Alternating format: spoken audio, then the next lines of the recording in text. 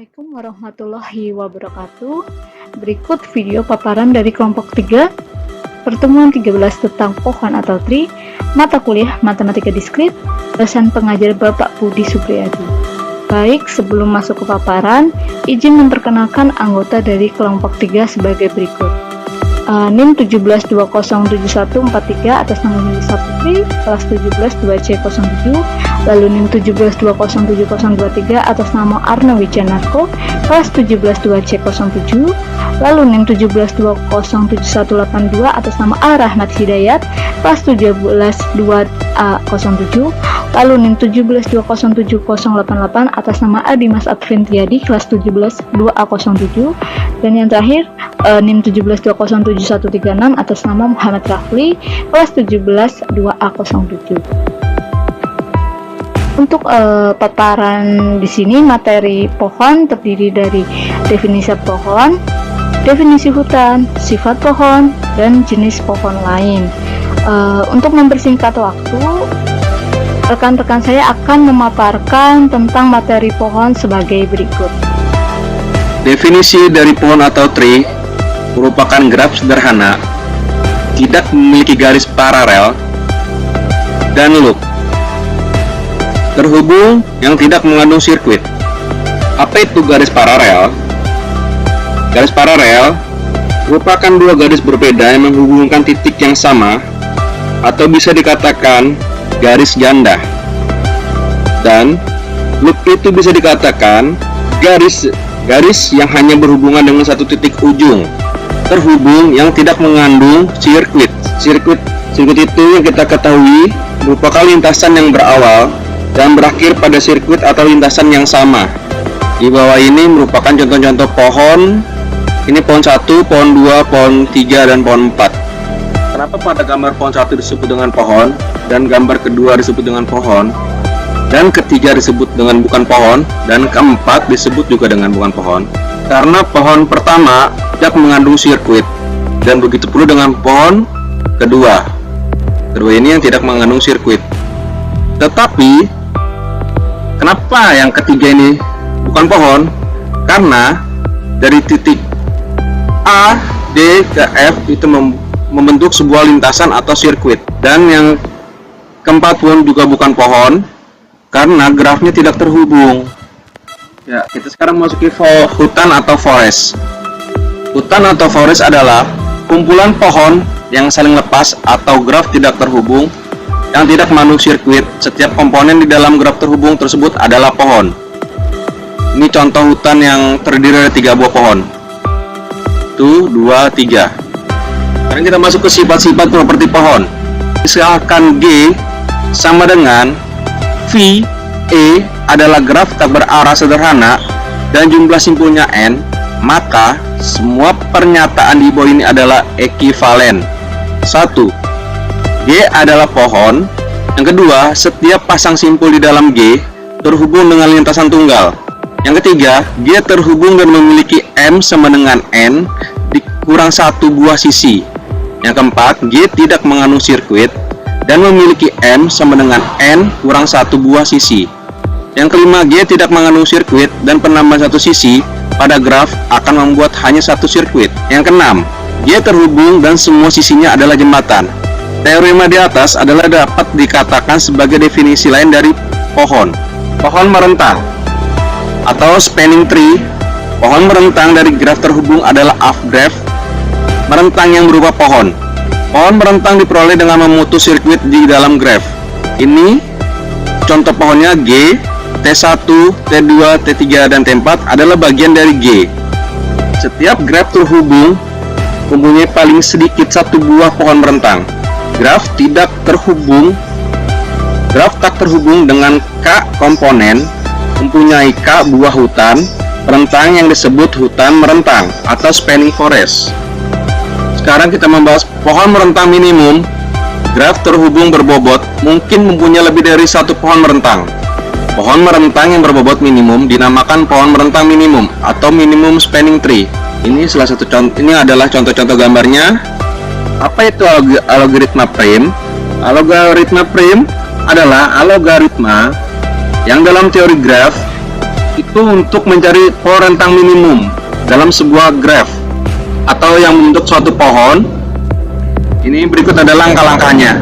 Langkah 1, ambil sisi dari graf G yang berbobot minimum, masukkan ke dalam T. Saya ulang kembali. Ini berikut adalah algoritma prim. Langkah 1, ambil sisi dari graf G yang berbobot minimum, masukkan ke dalam T. T ini bisa dibilang adalah pohon. Langkah kedua, pilih sisi U, V yang mempunyai bobot minimum dan tidak bersisian dengan simpul di T. Tetapi U, V tidak membentuk sirkuit di T. T itu pohon ya. Masukkan UV ke dalam T. Langkah ketiga, ulangi langkah 2 sebanyak N dikurang 2 kali. Berikut adalah contohnya. Dan ingat kembali, kita harus ingat langkah-langkah algoritma prim. Langkah pertama, ambil sisi dari graf G yang berbobot minimum, masukkan ke dalam T. Ini contohnya. Saya ambil contoh 1 di awal. 1 ini sebagai titik awal. Saya tarik kedua, simpul kedua, dan berhubungan juga dengan 1 berhubungan dengan simpul kelima, dan 1 juga berhubungan dengan simpul keempat. Jadi nilai minimum dari semua simpulnya adalah 10. Kenapa? Karena algoritma prime hanya mengambil nilai minimum, bukan nilai maksimum. Dan berikut ini adalah langkah-langkahnya. Pohon rentangnya 1, kedua, sama dengan nilai minimumnya ada 10. 1, kedua, garis ke, tarik ke simpul 6. Nilai minimum nilainya adalah, dan kenapa ini nilai bisa dapat 25? Karena kita akan membuat sisi atau simpul baru dari 2 ke 6, 2 ke 3, dan 2 ke 5. Jadi bisa kita simpulkan sisi minimum dari 2 ke 3, 2 ke 6, dan 2 ke 5 itu adalah nilainya 25. Dan untuk langkah yang ketiga, kita harus membuat sisi atau simpul baru nih. Dari 6 ke 3, dari 6 ke 3 simpul baru ya, 6 ke 3, 6 ke 4, dan 6 ke 5. Jadi kita ambil divisi minimumnya adalah, nilainya adalah 15. Selanjutnya untuk langkah keempat dan langkah kelima, kita bisa mengikuti langkah-langkah sebelumnya seperti yang tadi sudah dicontohkan di awal. Dan berikut adalah contoh pohon rentang minimum yang sudah dihasilkan, yaitu bobotnya 10, 25, tambah 15, tambah 20, tambah 35, sama dengan hasilnya 105. Selanjutnya sifat pohon yang kedua yaitu pohon berakar atau root tree. Dalam aplikasi pohon, simpul tertentu sering diperlukan sebagai akar atau root. Sebenarnya pada gambar di sini yaitu pohon berakarnya, di sini akarnya adalah A, lalu diikuti oleh B, C, D, dan lain sebagainya sebagai simpul, di mana simpul-simpul lainnya ini dapat dicapai dari akar dan memberi arah pada sisi-sisi pohon untuk mengikutinya, sehingga menjadi graf yang berarah dan dapat dinamakan pohon berakar atau root tree. Oke, coba perhatikan gambar pada gambar A ini. Apakah dapat menghasilkan pohon berakar? Dapat bisa menghasilkan pohon berakar dengan memilih dua simpul, misal B dan E. Di sini dijadikan simpul akar, maka akan tergambar pada gambar B. Di sini B-nya sebagai root atau pusatnya, seperti A, C, D, dan lainnya sebagai simpul, dan di gambar E ini juga E sebagai root atau akarnya, diikuti simpul D, F, dan lainnya. Oke, lanjut ke terminologi pada pohon berakar. Yang pertama adalah anak dan orang tua atau children and parent. Pada contoh gambar di sini, misalnya A adalah simpul pada pohon berakar. Simpul B, C, dan D dikatakan anak dari simpul A, karena pada simpul-simpul ini terdapat sisi yang saling menghubungkan. Maka A ini dapat disebut juga orang tua dari B, C, dan D. Oke, selanjutnya yang kedua adalah lintasan atau pet. Jadi sebagai contoh pada gambar di sini, lintasan dari A ke C adalah A, B, E, dan F. Sedangkan panjang lintasannya A ke J adalah 3, dimana A ke B adalah 1, B ke E adalah 2, E ke J adalah 3. Oke, selanjutnya yang ketiga itu saudara kandung atau sibling. Jadi sebagai contoh di sini, simpul F adalah saudara kandung dari simpul E. Akan tetapi simpul F di sini bukanlah saudara kandung dari simpul G. Kenapa demikian? Karena kedua orang tua simpul ini berbeda, di mana simpul F orang tuanya adalah B, sedangkan simpul G orang tuanya adalah D. Di mana di sini walaupun satu nenek yaitu A ini, tetapi karena beda orang tua atau beda ibu, maka tidak disebut saudara kandung. Oke. Selanjutnya tentang upah pohon atau subtree.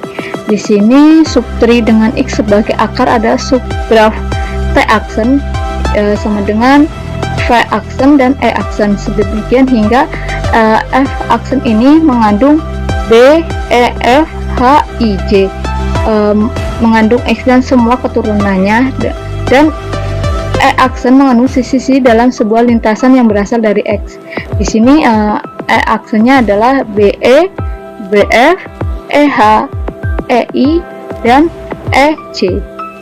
Oke, selanjutnya tentang derajat atau degree. Jumlah upah pohon atau jumlah anak pada simpul tersebut. Jadi gini, di sini ada simpul A. Derajat simpul A itu berapa? 3. Kenapa demikian 3? Karena di sini keluarannya adalah B, C, dan D. Ada berapa? 1, 2, dan 3. Lalu derajat simpul B itu berapa? Ada 2, yaitu E dan F. Dan derajat simpul C itu ada berapa? Di sini tidak ada, maka 0. Dan yang terakhir derajat sebagai contoh ya, simpul D. Ada berapa derajatnya? Ada 1, yaitu G. Hanya 1.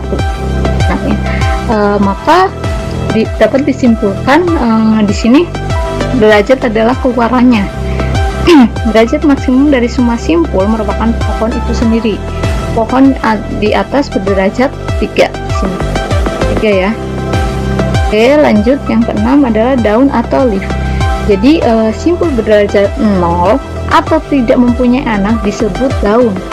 Mana simpul daun ini adalah dari sini ada H, I, J, F, C, L, dan M. Yang ketujuh ada simpul dalam. Nah, ini kebalikannya. Simpul dalam adalah yang mempunyai anak. Antara lain adalah B, lalu D, E, G, dan K. Oke. Selanjutnya adalah aras atau level atau tingkat, di mana akar di sini mempunyai aras 0. Sedangkan aras simpul lainnya maka dijumlah 1 plus. Jadi aras D adalah 1, aras G adalah 2, aras K adalah 3, dan aras M adalah 4. Lalu di sini ada tinggi, height atau kedalaman atau depth.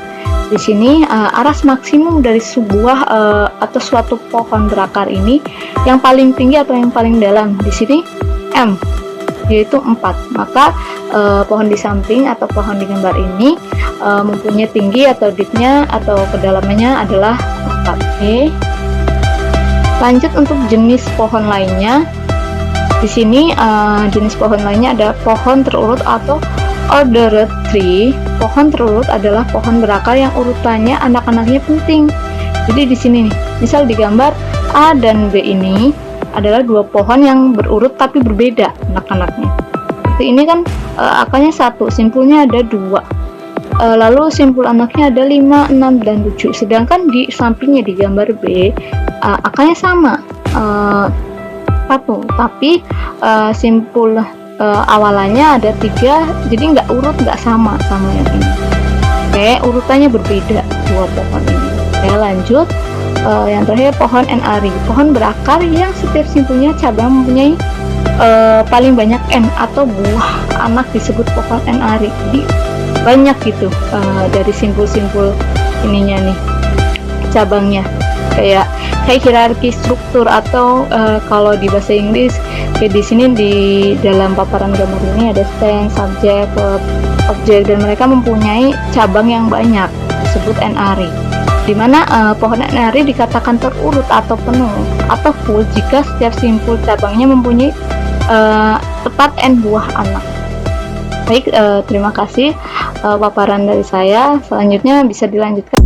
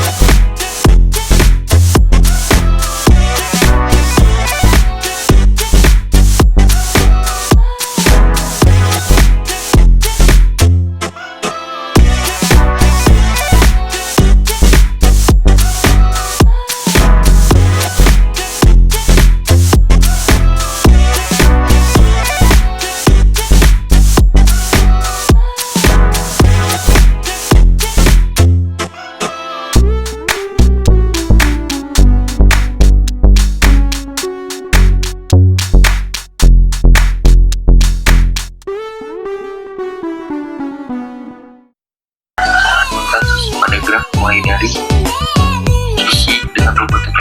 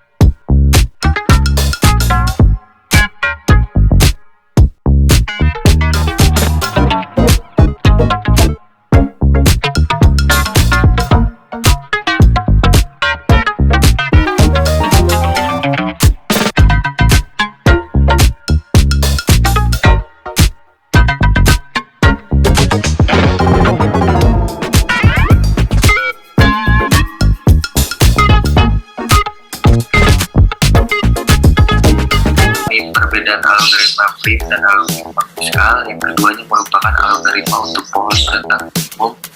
Langkah dari gambar di bawah dapat dicari pohon merentak minimumnya dengan menggunakan kedua algoritma fiskal.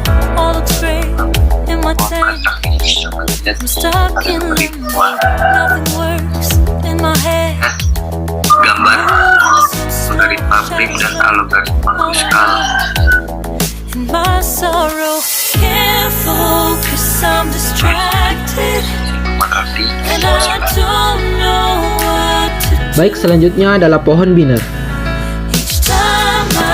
Pohon biner adalah pohon yang setiap simpulnya mempunyai paling banyak 2 buah anak, di mana 2 buah anak tersebut dibedakan menjadi 2, yaitu anak kiri left child atau anak kanan right child.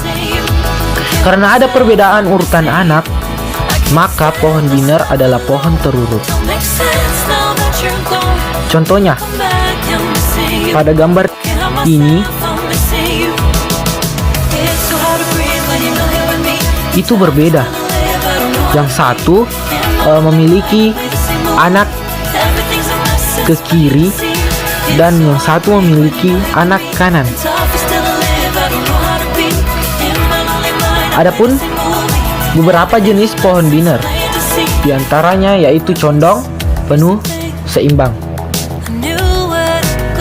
Ya, seperti kita ketahui, condong artinya maka sampulnya itu semua condong ke kiri atau condong ke kanan. Penuh yaitu memiliki 2 anak, sampulnya memiliki 2 buah anak yang penuh. Dan selanjutnya biner seimbang. Biner seimbang ini jika perbedaannya maksimal 1, maka dia masih disebut seimbang, namun bila levelnya lebih dari 1, maka sudah tidak dapat lagi dikatakan seimbang. Selanjutnya penerapan pohon biner. Penerapan pohon biner yang pertama yaitu pohon pencarian biner. Di mana pohon pencarian biner adalah pohon biner yang setiap kuncinya diatur dalam suatu urutan tertentu, di mana pohon pencarian biner sangat berguna untuk menyelesaikan masalah yang berkaitan dengan pencarian, penyisipan, dan penghapusan elemen. Simpul pada pohon pencarian biner berupa kunci dari data itu sendiri yang harus bersifat unik atau berbeda. Selanjutnya itu pohon keputusan. Pohon keputusan ini digunakan untuk memodelkan persiapan yang terdiri dari serangkaian keputusan yang mengarah ke solusi. Lalu setiap sampulnya dalam menyatakan keputusan, sedangkan daun akan menyatakan solusi. Selanjutnya kode Huffman.